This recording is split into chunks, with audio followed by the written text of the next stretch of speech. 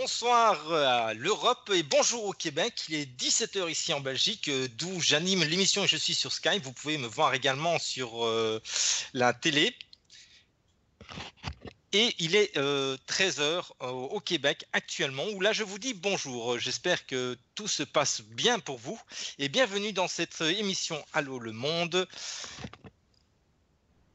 qui est une spéciale aujourd'hui où bien entendu j'ai mis ça sur Facebook, j'ai un petit peu fait la promotion, donc j'ai invité en fait les auditrices et les auditeurs à venir voir l'envers du décor. C'est-à-dire que vous avez la possibilité aujourd'hui voilà, de demander simplement sur Skype, vous ouvrez votre Skype, vous écrivez sur Skype une demande de contact qui s'appelle Régie 1 Radio, REGIE 1 Radio, RADIO, qui est tout ça collé en un seul mot. Et alors, ça va arriver sur l'émission radio ici de la Radio du Cœur. Et notre extraordinaire régisseur Mario va bien entendu vous prendre en compte et vous pourrez poser des questions, éventuellement parler d'un sujet autre, ce que vous avez envie. Nous pourrons en débattre en direct. Donc, vous serez bien entendu en direct sur la radio comme si vous étiez animateur ou animatrice. Donc, voilà, c'est ouvert. On va voir s'il y a des appels puisque c'est la première fois que je fais cela. C'est une expérience qui peut être super enrichissante. Il y a bien sûr toujours, comme d'habitude, le fameux chat où là, je vous invite à venir parce qu'il y a du monde qui s'inscrit sur le chat. Et le petit plus du chat de la Radio du Cœur ici, c'est que non seulement ça débat au niveau de ce qui se dit dans l'émission ici aujourd'hui, ainsi que dans les autres émissions, mais ça débat également entre les personnes qui peuvent discuter, faire des commentaires. Il y en a qui parlent entre eux, donc c'est très bien, c'est extraordinaire. Ça permet de faire des liens, ça permet aussi de s'exprimer tout un chacun.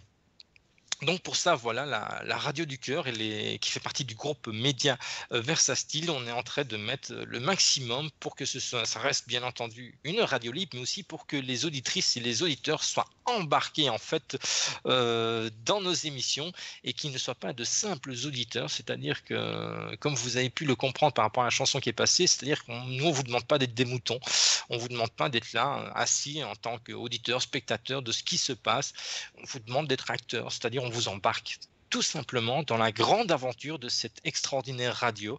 Et voilà, c'est que du partage. Donc par rapport à ça, voilà, cessez d'être spectateur dans vos vies, commencez à devenir acteur. Et ici, vous avez la possibilité de le faire. Vous avez la possibilité d'être appelé par la régie en radio et de pouvoir communiquer. Vous avez la possibilité également d'être sur le chat de la Radio du Cœur. On n'en parle jamais assez. Je vous invite à partager tout cela autour de vous, parce que je pense que c'est super. Enfin oui, c'est pas super important. C'est essentiel pour moi en fait que nous devenions de plus en plus autonomes et que nous ayons des interventions et que nous ayons des interactions les uns les autres. C'est comme ça que l'évolution se fait. Par rapport à la chanson qui est passée, c'est vrai que c'est une chanson qui est très révolutionnaire. Je pense qu'elle est un peu cash, elle correspond un petit peu à une partie de mon personnage, une partie aussi de mon émission, puisque moi, Allô le monde, c'est on se lâche et on y va à cash, c'est-à-dire bon, voilà, on dit ce qu'on pense, comme on le pense, ça sort comme ça sort, mais au moins ça sort, je veux dire, plutôt que de réfléchir, et le temps qu'on est en réflexion, la plupart du temps, on devient son propre censeur, on se limite, parce qu'on a peut-être peur d'utiliser tel mot ou tel mot, ben vaut mieux dire les choses quelque part, et puis ça vient cash comme ça, et puis après on va voir ce qu'on fait avec tout ça, et on va peut-être pouvoir réajuster la mise en mots, réajuster l'idée, etc. Je pense que, voilà, par rapport à la chanson, comme je le disais, il y a notre culture qui est là, qui nous fait de nous des moutons, donc on est des observateurs, on attend qu'on fasse pour nous, on attend qu'on nous dise ce qui est bon, ce qui est bien, ce qui est pas bien, ce qui réussit, ce qui réussit pas. Ben, nous ici à la radio, enfin moi en tout cas dans mon émission Allô le monde, je suis pas là pour vous dire ce qui est bon pour vous, je suis pas là non plus pour vous donner une direction. Si vous cherchez un gourou, ben vous coupez directement la chaîne et vous barrez ailleurs, c'est que vous avez rien à foutre ici, vous n'êtes pas à la bonne adresse. Moi je suis là pour vous interpeller, je suis là pour avoir de l'interaction, pour avoir des questions, puisque c'est quand on se remet en question, mais pour ça, il faut avoir une interaction avec l'autre, qu'on va évoluer, qu'on va commencer à penser par soi-même. Là-dedans, les moteurs principaux, je pense que c'est, voilà, il y a plusieurs personnes, c'est assez amusant d'ailleurs, dans les dernières rencontres que j'ai faites, que ce soit en réel ou le virtuel via le web, beaucoup m'ont expliqué que le moteur, un des moteurs principaux, et je trouve ça très intéressant, c'est la curiosité. J'ai des connaissances qui m'ont fait un petit clin d'œil par rapport à soyez curieux, ce qui va vous permettre de vous poser des questions et de commencer à réfléchir par vous-même, et aussi à poser des questions l'éducation, tous ceux qui vous instruisent, tous les gourous. Les gourous, on les retrouve déjà dès notre plus grande enfance, sous forme de professeurs à l'école. Et voilà, eux, ils vous disent ça c'est bien, ça c'est pas bien. Voilà, tu rentres pas dans le cadre, tu dégages. Ou bien on va te broyer, ou on va commencer un petit peu aussi à te mettre de côté. Donc là, tu deviens le mouton noir. C'est pas bien un mouton noir. Pourtant, c'est sympa, un mouton noir, il n'est pas comme les autres, il affiche sa différence, et c'est toujours dans la différence que les sociétés, elles ont évolué. Donc voilà, par rapport à cette chanson, malheureusement, enfin oui, pas malheureusement, c'est comme ça se passe actuellement, ça changera, on en rigolera, je pense, d'ici peut-être 2, 3, 4, 500 ans ou 1000 ans, parce que les cultures ont des fois beaucoup de mal à bouger, il y a une énorme inertie. Donc par rapport à ça, on est obligé aujourd'hui de passer par la révolution pour pouvoir faire bouger les choses. Donc il faut mettre des pieds au cul des gens. Il faut peut-être commencer par se mettre des pieds au cul à soi-même. Et je reviens sur la curiosité. Donc penser par soi-même, c'est d'abord être curieux. Il y a ce qui existe, enfin ce qu'on nous présente de ce qui existe, qui est une infime partie. Ça représente à peu près je veux dire, si on est à 1%, quand vous avez fini votre scolarité, le cadre de votre famille, ce qu'on appelle ce fameux cercle, entre guillemets, de confort, moi j'ai envie de dire c'est le cercle de la limitation, c'est-à-dire votre cercle de confort en psychologie, c'est l'endroit où vous habitez, votre cadre familial, le cadre de vos amis, de vos familles, le cadre du travail, et puis les endroits que vous fréquentez. C'est limité géographiquement, c'est limité non seulement dans la géographie, mais également à l'intérieur de cette géographie par rapport aux gens que vous fréquentez, au type de boulot que vous faites, etc. Ça représente même pas 1% des possibilités de ce qu'il existe dans le monde au niveau des différences, des manières de penser, des possibilités de vivre, de la créativité, de tout ce qu'on veut. Moi, j'appelle ça le cercle des limitations. C'est vraiment pas un cercle de confort. C'est un cercle de confort si on veut que les autres dirigent notre vie et être une victime toute notre vie et passer son temps à se plaindre. Ceux qui ont envie, ben voilà, il n'y a pas de souci, allez-y. Si ça vous rend heureux, c'est très bien, mais jusqu'à présent, je pense qu'il faut commencer à prendre conscience que si vous n'êtes pas heureux dans votre vie, il y a pas mal de malaise et de maladies et de mal-être qui vont en ressortir. Moi, je pense qu'il y a beaucoup de maladies. Je pense qu'il y a peut-être plus de morts dans notre société parce que les gens ont mal vécu ou ils n'ont pas vécu que de morts par accident ou par attentat, c'est à peu près sûr. Donc voilà, commencer par être heureux, c'est l'élixir de jouvence, c'est l'élixir de la bonne santé par excellence, c'est d'être heureux, c'est de faire des choses qui vous plaisent. Pour découvrir ce qui vous plaît, il va falloir commencer par être curieux, c'est-à-dire vous dire ce qu'on m'a présenté, c'est pas terrible, ça me convient pas, je vais poser des questions, comment ça se fait, comment ça se passe, et à partir de ce moment-là, il y a une étincelle, un déclic qui se fait. Vous vous posez des questions, vous remettez en question ce qu'on vous présente en tant que vérité. Si tout le monde ferait ça, on n'aurait pas connu les religions, on n'aurait pas connu les sectes et on n'aurait pas connu les systèmes gouvernementaux que nous avons actuellement. Donc on serait passé à côté de ça. On a peut-être eu besoin, l'humanité, ou une majorité de gens ont peut-être besoin de traverser tout cela pour pouvoir comprendre, pour évoluer, je sais pas, ou pour s'occuper, voilà. Enfin voilà, c'est un petit peu le principe. Donc soyez curieux, commencez à vous poser des questions, et vous poser des questions, c'est cette étincelle qui va faire que vous allez commencer à prendre le chemin de votre propre vie, prendre vos propres références. Alors je vais faire un petit tour sur le chat pour voir un petit peu ce qui s'y passe. Il y a des gens qui papotent là, mais il y a encore personne qui est inscrit pour poser des questions en direct. Est-ce que vous êtes timide? Est-ce que vous n'osez pas? Ou est-ce que vous ne savez pas utiliser Skype? Ce sont des bonnes questions, hein, mais ça on verra bien avec l'expérience, tout simplement. Alors Sylviane qui nous dit « Heureux pour soi, avec soi et sans attendre que cela vienne de l'extérieur ». Et Pascalou, parfois les gens ont peur d'être curieux. Oui, alors Sylviane, c'est heureux pour soi, oui, ça c'est clair, puisque le bonheur, il faut être heureux pour soi. Le bonheur, notre bonheur à nous, ça se passe dans notre tête, ça se passe dans notre corps. Donc par rapport aux émotions, sensations qu'on ressent, on doit trouver ce qui fait écho chez nous, ce qui nous emballe, ce qui fait qu'on a envie de se lever le matin, ce qui fait qu'on fait quelque chose avec de la joie, que ça nous apporte quelque chose. C'est vraiment une sensation de bien-être. Et chaque fois que vous allez vous connecter à cette sensation de bien-être, automatiquement, vous allez pouvoir commencer à définir c'est quoi le bonheur pour vous. Et pas attendre que ça vienne de l'extérieur, tout à fait. Si on attend que ça vienne de l'extérieur, on prend le risque d'attendre toute sa vie, et à partir de ce moment-là, on va passer tout simplement à côté de sa vie. Alors Pascalou, parfois les gens ont peur d'être curieux. Oui, ils ont peur d'être curieux, ils ont peur de la découverte. Une grande partie de l'inertie et des peurs viennent du fait que les gens ont peur de l'inconnu, en fait. Les gens, c'est la plus grande peur des gens. Ils ont peur de l'inconnu, c'est-à-dire il y a quelque chose qu'ils n'aiment pas. Ils aiment bien cette fameuse petite zone de confort qui, moi, j'appelle cette zone de l'imitation, tout simplement. Ils ont peur de l'inconnu, donc ils savent pas ce que c'est. Ils se disent, ben voilà, je sais ce que j'ai, je pourrais avoir pire. Oui, mais on pourra avoir mieux aussi. Donc pourquoi pas se poser la question. Puis c'est pas parce qu'on bouge et qu'on va voir quelque part, qu'on va voir à l'extérieur, qu'on va visiter cet inconnu. C'est pas pour ça qu'on est obligé d'y rester, hein. Il y a personne qui vous met un flingue sur la tempe pour quand vous prenez une décision d'aller quelque part, d'aller à un stage, d'aller à une conférence, de remettre des choses en question.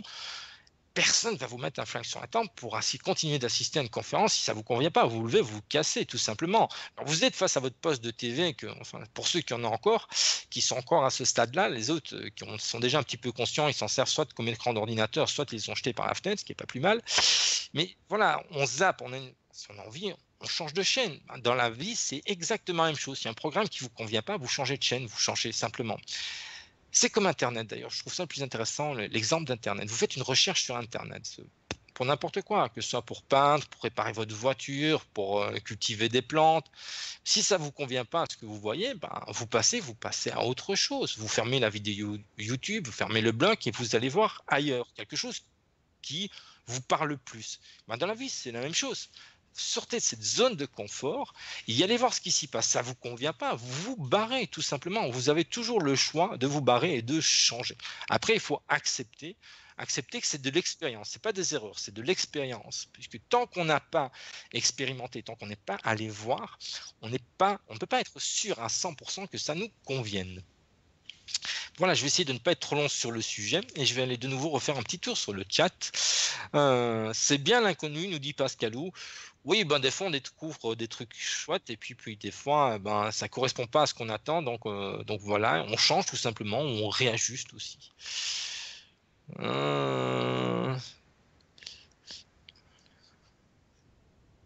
Voilà, alors, il y a beaucoup d'échanges, c'est très amusant sur le chat, etc., puisqu'il y en a qui disent qu'ils sont dans le jugement, etc.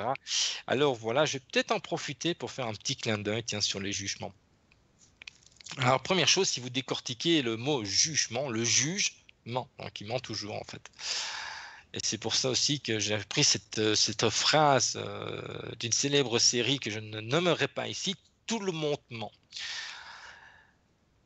En fait, tout le monde ment, oui, parce que chacun va dire la facette qu'il perçoit de la vérité.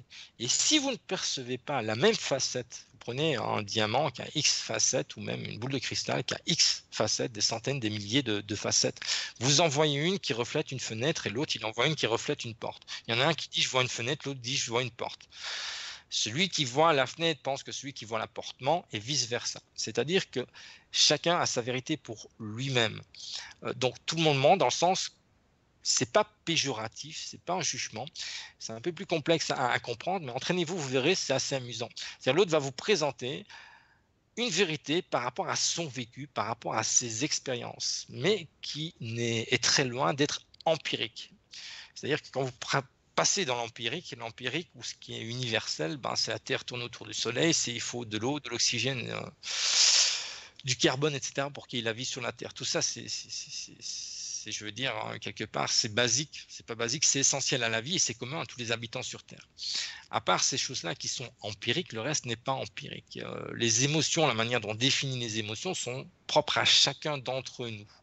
Donc chacun perçoit la réalité au travers du filtre de ses émotions, de son expérience, de son vécu. Donc l'autre, quand il me présente son vécu, sa vérité sur la boule à facettes et que lui, il voit la porte, ben, il me présente une porte. Et l'autre, lui, il voit une fenêtre pour une situation qui est similaire. Donc chacun a sa vérité à lui.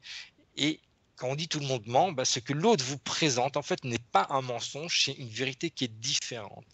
Ce qui est bien, c'est de désamorcer le conflit, de ne pas tomber dans le trip, moi j'ai raison et l'autre il a tort. Où là, on tombe dans le débat, on tombe dans la confrontation, c'est absolument pas intéressant. C'est découvrons la facette en fait de l'autre, de sa vérité, et laissons l'autre découvrir notre facette en s'exprimant justement sur pourquoi est-ce que nous on voit cette vérité-là et l'autre pourquoi il voit cette vérité-là. Et en fait, à un moment donné, on va pouvoir peut-être avoir simplement ici une porte-fenêtre à un moment donné, puisqu'on aura échangé et on sera enrichis tous les deux de sa vision de la vérité et on obtiendra une porte-fenêtre. Je ne sais pas si l'exemple est parlant en tout cas. Je vais voir du côté du chat s'il y a des réactions. Et je ne sais pas, Mario, s'il y a des gens qui ont fait des demandes sur Skype ou s'il se passe quelque chose. Actuellement, je suis à l'affût sur Skype, mon ami. J'attends, et tellement Et- j'attendrai. Le Ah jour et oui. la nuit, j'attendrai. C'est un essai, Mario, de toute façon. Donc voilà, c'est Ah, une spéciale. J'ai envie. ils vont venir, je le sens. Ah, mais de toute façon, c'est un essai. C'est une Oui. tentative. C'est ça l'expérience. C'est sortir quelque part de cette Et- fameuse zone de confort. On est sûr que ça marche, où on fait tout le temps le même truc parce que ça ouais. marche. Moi, ça me gonfle complètement. Donc, Ouais, si, habituer si les je- gens justement à pratiquer autre chose et à mettre en place d'autres affaires, d'autres façons de communiquer aussi. C'est merveilleux, Pierre. Voilà, il faut faire des expérimentations. Donc voilà, moi, par rapport à ça, je suis très à l'aise. Et comme j'ouvre ma grande gueule, je vais dire en disant aux gens, il faut sortir de votre zone de confort. Il faut innover, il faut créer, il faut imaginer. Ben moi, je le fais. Et puis voilà, après, ça fonctionne, c'est bien. Ça fonctionne pas, ben je me dis, ça intéresse pas les gens, c'est pas grave. On va créer, imaginer autre chose et on repartira sur autre chose. C'est ça l'expérience. Et à un moment donné, on va trouver voilà des choses dans lesquelles moi je suis à l'aise. C'est des choses qui interpellent aussi les gens pour qu'on ait quelque chose de commun et qu'on puisse interagir et qu'on puisse s'exprimer les uns les autres. Donc par rapport à ça, j'ai pas de souci. Sur le chat, il n'y a pas de questions non plus. Tiens, c'est vrai, vous êtes un peu plus bavard et bavarde d'habitude sur le chat. Là, il n'y a pas trop de questions. Donc je sais pas si un sujet. Ben voilà, moi en fait, je laisse un peu libre cours. C'était l'objectif de cette émission, c'était un peu laisser libre cours aux auditrices et aux auditeurs de faire des choix s'ils veulent développer une question, un sujet qui veulent simplement savoir des informations sur qui est cet animateur, ça consiste en quoi être un animateur, ou simplement sur les sujets de croissance personnelle ou autres qui vous intéressent, ou sur les artistes aussi, puisqu'il y a également l'art qui fait partie de mes émissions. Ben, je laisse en fait la parole, enfin pas la parole, mais l'initiative en fait aux auditrices et aux auditeurs de venir nous proposer ce qui pourrait les intéresser. Et là, c'est vraiment les embarquer dans le fait d'être acteurs de leur vie, d'être acteurs aussi d'un média libre, hein, parce qu'il ne faut pas il suffit pas, comment est-ce que je dirais bien, il suffit pas d'être animateur pour pouvoir être acteur dans une radio. Nous, on va transformer un petit peu cette tendance-là ici. En tout cas, moi, dans mon émission, je pense sur la radio du cœur, c'est que les auditeurs soient également les acteurs vraiment actifs au niveau de la radio. C'est à vous aussi à définir ce que vous avez envie d'entendre, s'il y a des sujets qui vous touchent plus, que vous avez plus envie de développer, etc. Ben voilà, on vous donne la parole, on vous donne les possibilités de le faire. Donc c'est à vous un petit peu de voir ce que vous allez en faire. Pascalou, parle-nous de nouveau des attentes, s'il te plaît, si tu veux bien, bien sûr. Ben oui, moi je suis très ouvert. Alors, voilà, Pascalou, si tu as des questions, etc., il n'y a pas de souci sur les attentes. Au niveau des attentes, alors quand on est des attentes, en fait, c'est quoi une attente? Si on commençait par définir le mot, ce serait peut-être intéressant. Avoir une attente, c'est prévoir quelque chose, c'est prédéfinir à l'avance, j'ai une attente. Il y a différentes sortes d'attentes. J'attends de gagner beaucoup d'argent. J'attends que l'autre me dise oui. J'attends que l'autre me prenne en charge. J'attends que l'autre m'aime. J'attends que l'autre se comporte de cette manière-là, que ce soit mon employé, mon compagnon, mon frère, mes parents, mes enfants, etc. Alors, avoir des attentes. Quand on a des attentes vis-à-vis de quelqu'un, c'est-à-dire qu'on pense à sa place. Alors moi, je vous invite, si vous êtes un mec, à prendre des talons aiguilles chaussures 35, à les mettre dans vos pieds et sortir et marcher dans la rue avec. Et si vous êtes des femmes, ben, je vous invite à prendre des godasses taille 47 de travail avec des gros bouts de sécurité. Et je vous invite à aller sur une piste de danse et de danser avec ça. Vous allez vous apercevoir directement, c'est hyper inconfortable, ça va pas du tout, ça va très vite vous gonfler. Et ben, c'est avoir des attentes, c'est ça, c'est penser à la place de l'autre. C'est mettre l'autre dans une case en disant il fonctionne ainsi. Chaque fois qu'on pense à la place de l'autre, ben, les mecs pensaient aux godasses à talons aiguilles et les filles pensaient aux chaussures de travail taille 47. C'est vraiment ça. À partir du moment où je passe à la place des autres, c'est comme si je mettais ces chaussures et que j'essayais de marcher dans ma vie avec. Ça va pas fonctionner. Donc avoir des attentes, c'est prédéfinir, c'est savoir qui est l'autre, sans lui avoir laissé la place de s'exprimer, sans se donner le droit, n'y avoir cette ouverture, et laisser à l'autre l'espace d'exprimer qui elle est, et de laisser chez nous cet espace d'accueil qui va quelque part nous permettre de percevoir l'autre tel qu'il est. Et à ce moment-là, on n'aura plus d'attente dessus. Parce que quand vous avez des attentes, je ne sais pas, si si vous postulez un job que vous avez, vous dites le job c'est pour moi, vous avez une attente. Alors si le job vous ne l'avez pas, vous êtes déçu. Ça, c'est déjà la première chose. Et la deuxième chose, vous allez vous focaliser pour avoir un oui pour ce job. Et si ça se met, votre attente va être récompensée, vous allez avoir un oui pour le job. Mais comme vous vouliez tellement un oui, vous n'aurez pas lu le contrat de travail et vous aurez un contrat de travail de merde et vous serez sous-payé. Ah, c'est génial. Votre attente du oui d'avoir le job, c'est bien, mais après, vous allez manger pendant X mois parce que vous allez faire un job de merde qui ne vous convient pas pour un salaire de merde, tout simplement. Donc ça, même dans le matérialisme, ça fonctionne. Vous avez une attente, vous focalisez sur cet objectif et vous passez à côté de tout le reste, tous ces détails. Et là, évidemment, vous avez fait un choix de focaliser sur l'objectif de oui, je veux un job, et résultat, vous n'êtes pas ouvert l'esprit et dire je vais regarder ce qu'il y a à côté si vraiment ça vaut la peine d'avoir ce job. Dans les relations, c'est la même chose ici. J'attends que l'autre fasse ceci, fasse cela. Et si on communiquait un petit peu, avoir des attentes, vous serez toujours déçu des attentes. Ce n'est jamais l'autre dans les relations humaines qui va vous décevoir. L'autre, il est lui, en fait. Que ce soit en couple, Sylviane, que ce soit en amitié ou que ce soit en relation familiale, on s'attend à ce que papa, maman fonctionnent ainsi. Comme les parents, ils attendent que les enfants fonctionnent ainsi. Voilà, j'ai fait un gosse, moi je veux qu'il devienne comptable ou qu'il devienne huissier ou qu'il devienne quelque part qu'il ait une profession noble, le costume, la cravate, le beau stylo, etc. pour signer des chèques à la con. Et puis voilà. Et puis là, on dépose une attente. Et s'il fait ça, je serai heureux. Le plus atroce. Donc il dépose une attente. Il dit au gosse, voilà, si tu veux que ton père il soit fier de toi, tu dois faire tel job. Et si tu le fais pas, ton père il est malheureux et il va mourir de malheur et de chagrin. Donc vous imaginez, vous posez sur le dos du gosse une attente qui va lui pourrir toute sa vie, lui casser toute sa vie. Et vous allez passer, puisque vous vous êtes dit au niveau de la sécurité, il lui faut un bon emploi, il va faire ingénieur parce qu'on en demande, il sera sûr d'avoir du. Et puis à 40 ans, il va peut-être se faire un cancer, il va mourir parce qu'il a fait un job pendant une vingtaine d'années, qu'il a tellement gonflé, qu'il a tellement mangé, qu'il a tellement bouffé, qu'il s'est mangé de lui-même quelque part, et qu'il lui convenait pas, qu'à un moment donné, il va développer une maladie, il pourrait partir prématurément. Donc merci papa, maman, il a eu un bon salaire pendant 20 ans, puis là il est mort un peu trop tôt, et en plus il a souffert pendant 6 mois avant de mourir. C'est dommage, mais c'est la réalité. Oui, je suis assez cash aujourd'hui, mais bon, voilà, c'est dans l'ambiance. Voilà par rapport à ces attentes. Donc, ce n'est pas l'autre qui nous déçoit, c'est ce qu'on attend de l'autre. L'autre, il est lui-même. Donc, si vous voulez éviter d'avoir des déceptions, laissez dans votre relation un espace d'accueil pour l'autre.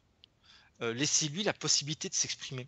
Laissez-lui la possibilité surtout d'exprimer sa différence. Ça, c'est super important. Si j'attends je veux dire, quand je rentre à la maison, que ma femme fait le repas et que j'ai plus les pieds à mettre en dessous, que les pieds à mettre en dessous de la chaise pour pouvoir manger, je vais passer peut-être à côté de tout le reste que cette compagne ou autre fait sur le côté pour moi. Et peut-être qu'un jour, elle n'a pas fait à manger, mais qu'elle a préparé autre chose, une surprise, et elle n'a pas fait à se manger ce jour-là. Donc, je vais râler parce que j'ai une attente. Alors, qui suis-je déjà pour attendre que ma compagne me fasse à bouffer tous les jours? De un, c'est pas ma mère, de deux, c'est pas mon boy, donc si j'ai pas bouffé quand je rentre et que ça me convient pas, cette émotion m'appartient, je lève mon cul, je vais me faire à bouffer. Moi voilà, je suis assez cash à ce niveau-là. Vous avez des attentes par rapport à des services, c'est vos attentes, c'est vos envies, c'est vos désirs, ou ceux qui vous dérangent, c'est vous que ça dérange, donc c'est à vous à mettre en place pour ne plus que ça vous dérange, ou pour combler vos envies, vos besoins. Arrêtez d'aller déposer, c'est comme un singe, je comprends ce qu'on appelait ça, c'est le singe qu'on dépose sur l'épaule de l'autre, voilà.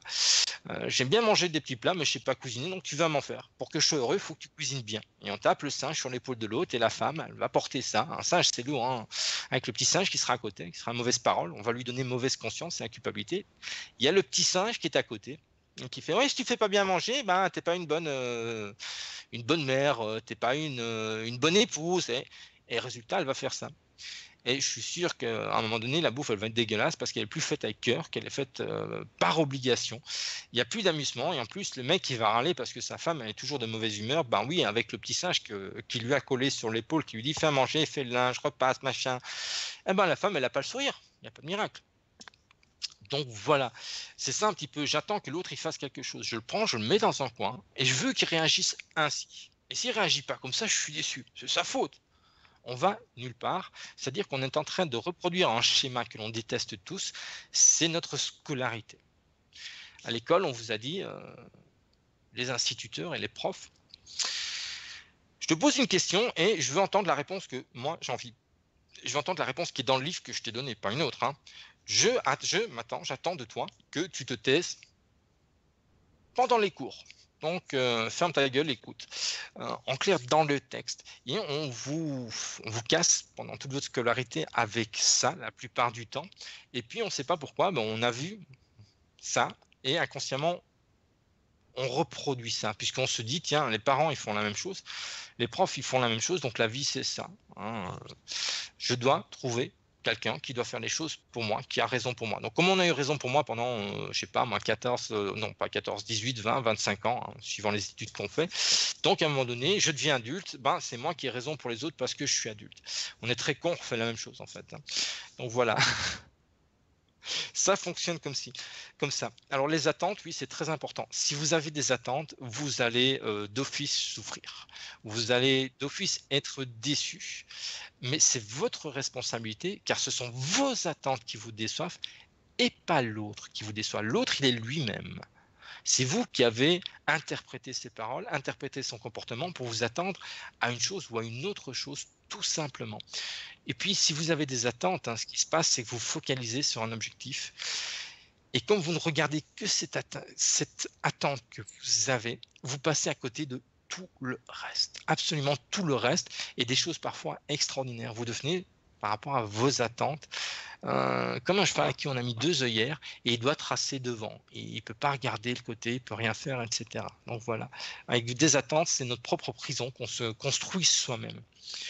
J'espère, Pascalou, que j'ai répondu à ta question. Là, j'ai vu, en parlant, j'ai pas pu suivre le chat puisque j'essayais pas. Je suis resté, je pense, cohérent dans ce que je disais.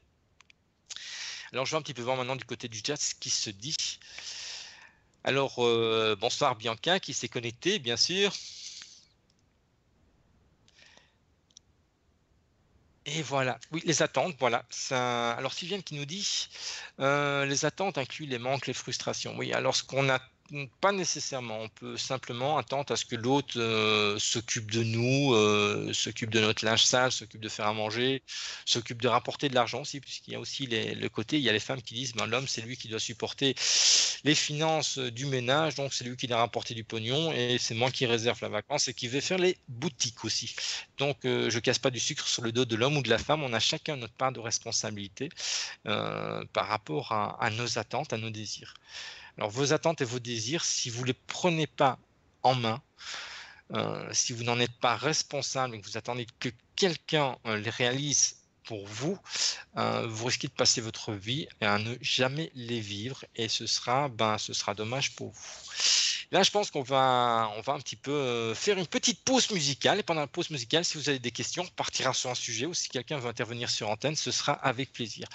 Et de retour sur la radio du cœur dans l'émission Allô le monde. Rebonsoir les auditrices et les auditeurs. Merci de votre présence en tout cas et merci aussi pour vos questions.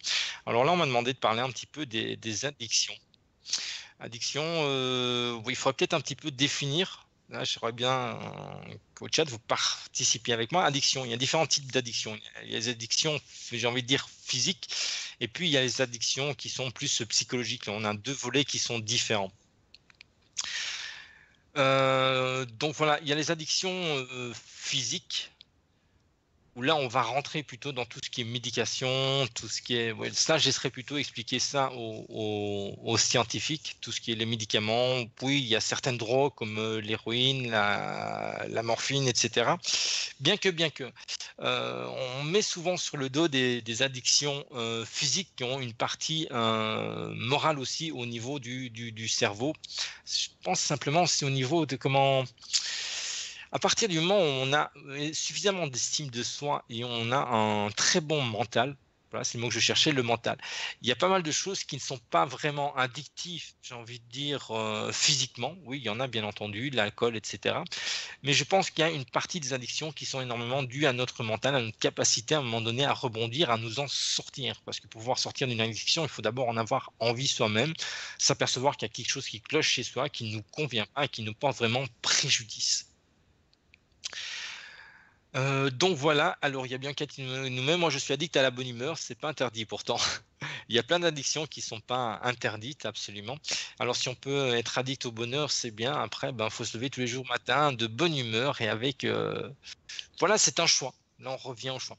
Alors, les addictions, ça nous parle un petit peu de nos manques. Là, je pense que pour les addictions, la plupart du temps, il faut aller jeter un petit coup d'œil sur notre enfance. Là, c'est faire un peu transgénérationnel sur un petit peu notre passé.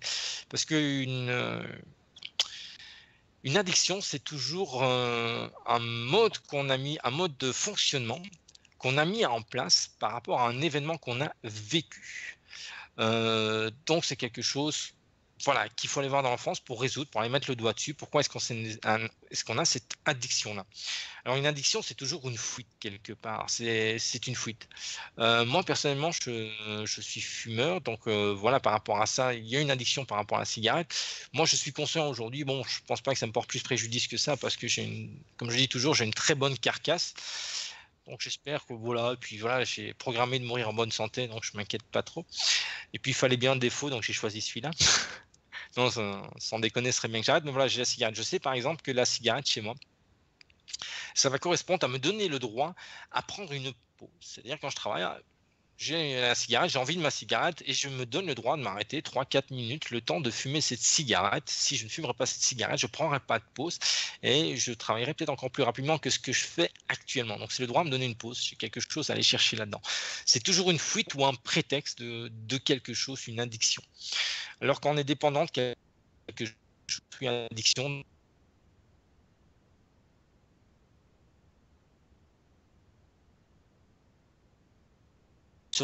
on est dépendant.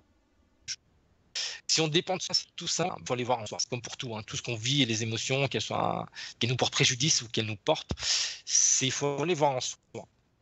Pourquoi vous êtes heureux, c'est à vous de définir le bonheur. Pourquoi vous êtes malheureux, c'est à vous de définir le malheur et à mettre en place pour supprimer les ce qui vous rend malheureux. Alors les addictions, oui, c'est vraiment chaque fois un manque, une frustration, c'est une fuite, on fuit quelque chose vraiment, une addiction c'est fuir quelque chose. Tous ceux qui vont dans la drogue ou dans l'alcoolisme, en fait, ils boivent ou ils se droguent pour oublier simplement ou pour fuir la réalité de la vie qui ne leur convient pas. Alors comme ils n'arrivent pas à trouver leur place, ils vont sombrer dans des choses qui sont beaucoup plus, comment dirais-je, qui sont quand même assez graves au niveau de la santé. Au niveau des addictions, qu'est-ce que je pourrais encore dire? Les addictions, alors il y a des gens, il y a ce qu'on appelle les dépendants affectifs aussi. Ça, c'est un manque d'amour vis-à-vis de soi-même, tout simplement. Si vous avez été un enfant rejeté ou simplement renié, vous pouvez à un moment donné devenir quelqu'un de dépendant affectif. Vous n'avez pas suffisamment d'autonomie affective. C'est-à-dire avoir de l'autonomie affective, c'est être capable d'être heureux tout seul ou toute seule, tout simplement.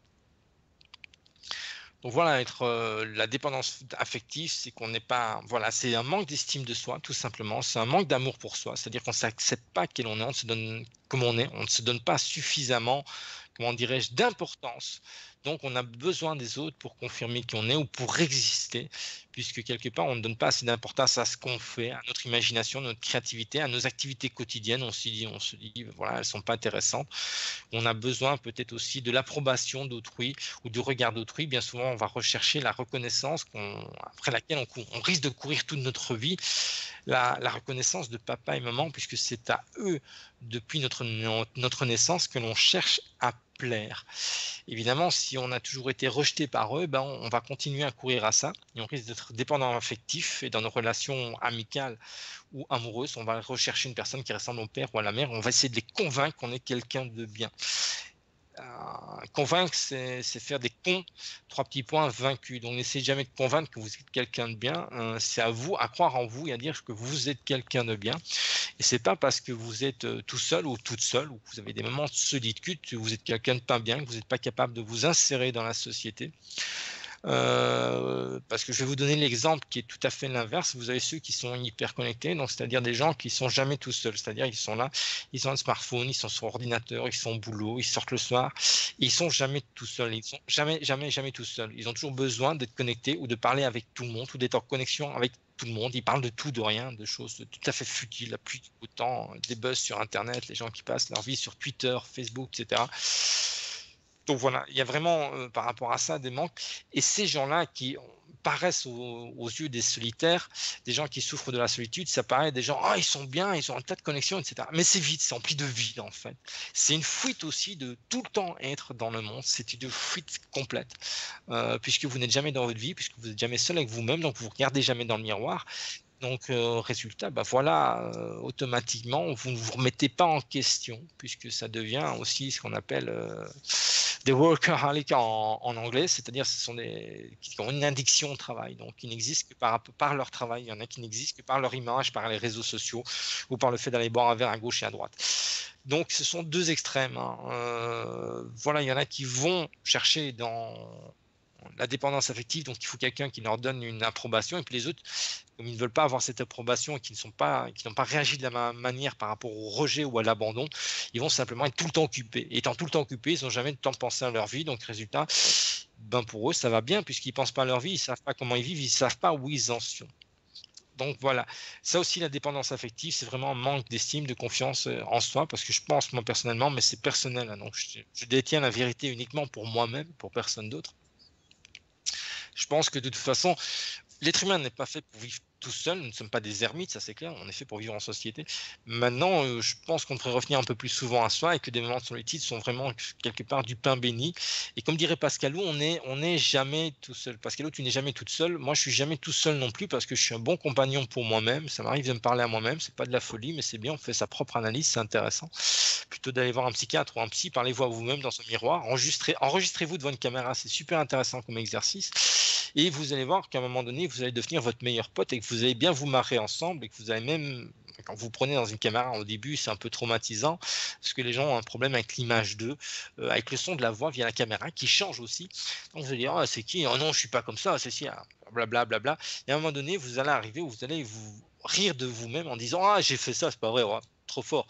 Et puis voilà, amusez-vous, prenez de la distance et de l'humour avec vous-même, mais se parler à soi-même, se retrouver tout seul à soi-même, c'est absolument pas une tare, c'est pas être associable. Moi, je pense qu'aujourd'hui, si on est bien intégré dans une société qui va dans le mur, qui est une société qui est folle, qui est dans la course à l'argent, qui est dans la course à on ne sait pas quoi exactement, parce que si vous posez la question aujourd'hui aux gens, après quoi ils courent et après quoi la société court, personne n'a de réponse en fait. Donc, par rapport à ça, c'est pas du tout être anormal que d'être dans la solitude ou de sortir de cette société, d'avoir moins de contact avec les gens. Moi, je pense que voilà, je sais plus quel personnage disait cela. Ce qui m'avait intéressé, c'est pas le personnage qui l'a dit, c'était la réflexion.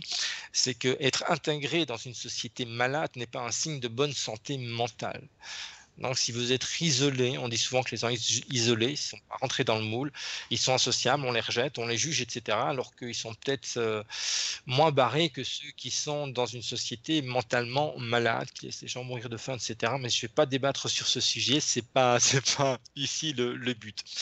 Donc voilà, là je fais un petit retour de nouveau au chat. C'est aussi être indépendant, dit Pascal. Oui, tout à fait. Avoir son autonomie, c'est super important. Il faut être autonome d'un côté affectif, etc. Maintenant, c'est vrai que, oui, c'est important. Avoir son autonomie affective, c'est être capable de se prendre en main. Et d'ailleurs, Pascal, par rapport à ça, j'avais lu des trucs intéressants sur Facebook, des citations, etc. Et comme je le dis aussi, je suis entièrement en accord avec ça. Il faut apprendre à s'aimer soi-même, sinon on demande à l'autre de nous aimer, c'est-à-dire de faire quelque chose qu'on n'a pas été capable de faire soi-même. Donc à partir du moment où on a cette autonomie affective, qu'on s'aime soi-même, qu'on s'accepte comme on est, j'ai pas dit de se déifier, hein, mais simplement de s'accepter, de dire qu'on est quelqu'un d'important, pas plus important que les autres, mais pas moins important que les autres, à l'égal des autres, on est tous hyper importants. Voilà, moi c'est vraiment ce que je pense. À partir du moment où on a conscience et qu'on intègre ça, pas seulement d'une manière mentale, pas seulement d'une manière théorique, mais dans sa vie au quotidien, à partir du moment où vous intégrez ça, vous allez commencer par vous aider vous-même, vous aimer vous-même, puisqu'il y a ce fameux paradoxe. Si vous n'aimez pas votre physique, vous demandez à quelqu'un de vous aimer, quand il va vous aimer, comment vous pouvez accepter son amour, puisqu'il aime quelque chose que vous n'aimez pas. Donc vous n'avez pas les mêmes goûts. Si on va un peu plus loin, on est là-dedans. On n'est pas loin de la schizophrénie, pardon, hein, quand même quelque part. Hein. C'est-à-dire que voilà, moi, j'aime pas mon ventre, j'aime pas mes jambes parce qu'il y a ceci, il y a cela. Ok, d'accord, t'aimes pas. Mais l'autre, il doit les aimer, mais toi, tu les aimes pas. Donc, de toute façon, quand il va te dire qu'il les aime, tu peux pas le croire parce que toi, tu les aimes pas. Donc vous tombez dans des relations ambiguës et le seul résultat, ça va être des disputes, ça va être des malentendus. Donc voilà, si vous avez envie de vous emmerder avec ça, je vous souhaite bon vent, bonne route, mais vous allez passer beaucoup de temps à vous emmerder. N'oubliez jamais une chose, ça c'est quelque chose sur lequel je reviens souvent, j'ai déjà répété, que ce soit dans mes vidéos ou autres, votre corps. Il va vous accompagner de votre naissance jusqu'à votre mort, ça c'est clair. Sans lui, il n'y a pas de vie. Il n'y a pas de vie terrestre, il n'y a rien. Alors vous avez le choix de l'aimer ou pas l'aimer. De toute façon, vous n'avez pas le choix. Parce que toute votre vie, vous allez passer avec. Alors plutôt que de vous emmerder à ne pas l'aimer, à trouver des trucs, etc., je sais pas, faites-vous-en un bon compagnon. Et puis voilà, c'est votre corps. C'est lui qui va vous permettre les choses les plus extraordinaires de la vie. On a beau avoir des idées magnifiques ou des émotions, des sentiments magnifiques, mais rien que pour pouvoir partager une émotion avec un enfant, un petit enfant qui a fait quelque chose, qu'on prend dans ses bras, qu'on serre dans ses bras très fort, plein d'amour, qu'on lui fait un gros bisou sur le front, il vous faut un corps pour faire ça. Si vous n'avez pas de corps, vous allez dire « Ah, t'es magnifique, ceci, il n'y aura pas ce contact de la chair, il n'y aura pas ce contact épidermique qui est essentiel à la vie humaine, puisque c'est pour ça qu'on a un corps aussi, on a un derme, un épiderme, ce qui nous permet de nous sentir vivants, ce qui nous permet d'avoir de l'empathie, de partager énormément de choses. Tenir un enfant par la main, vous balader avec, si vous n'avez pas de corps, vous êtes quand même emmerdé pour faire ça, et ce sont des moments tout à fait extraordinaires. Donc votre corps, il vous accompagne de votre naissance à votre mort. Vous soyez d'accord ou pas d'accord, c'est comme ça, c'est pas autrement. Ça fait partie qu'il y a de l'oxygène, c'est pour ça qu'on vit. Il y a du soleil, c'est pour ça qu'il y a la vie sur Terre. Ça fait partie des choses qui sont universelles. Donc de là, après, voilà, c'est universel, on a un corps, il nous accompagne. C'est notre véhicule sacré, moi j'appelle ça un véhicule sacré, qui va nous permettre de réaliser, d'ancrer dans la réalité ce que l'on pense, nos émotions les plus magnifiques, nos pensées, nos créations les plus magnifiques. Et un exemple extraordinaire, ce sont les artistes qui, grâce à leur corps, c'est-à-dire leurs mains, etc., ou leur voix pour le chant, les chansons, etc., ou pour l'écriture, ça nous fait des tableaux qui sont magnifiques. Mais sans cela, cette idée-là, elle resterait dans la tête et on n'aurait pas cette œuvre d'art au mur, cette vidéo ou ce roman à lire qui est tout à fait extraordinaire et qui nous transporte et qui va nous faire vivre des moments à nous couper le souffle. Et voilà, ça, c'est grâce à votre corps que vous allez le vivre. Donc, l'autonomie et apprendre à s'aimer, à accepter son corps, je crois que c'est super important. Vous êtes extraordinaire. Différent des autres, oui, heureusement, quoi, sinon on serait des robots, c'est pas marrant, quoi. Donc voilà, j'espère que j'ai répondu à vos questions. Alors ce que je vais faire maintenant, pendant la pause musicale qui va bientôt arriver, là on va faire une pause musicale juste avant l'instant voyance, où on va retrouver la chroniqueuse Bianca Di Rocco. Alors si vous avez des questions pour la voyance, vous n'hésitez pas, vous pouvez même appeler la radio, c'est quelque chose qui n'est pas encore dans les us et coutumes de pouvoir appeler aussi facilement une radio et de poser en ondes. Donc on va essayer de faire passer ça pour que ce soit encore plus interactif. Et voilà, vous pouvez en attendant, de toute façon aussi, pour celles et ceux qui sont sur le chat, poser vos questions à Bianca pour l'instant voyance. Donc voilà, pendant la pause musicale, nous allons pouvoir faire cela. Donc là, je vous laisse. Mario, merci de nous envoyer la musique pour la pause musicale et je vous retrouve juste après cela avec Bianca Di Rocco, notre fidèle chroniqueuse pour l'instant voyance. Je vous souhaite tout de bon et à tout de suite.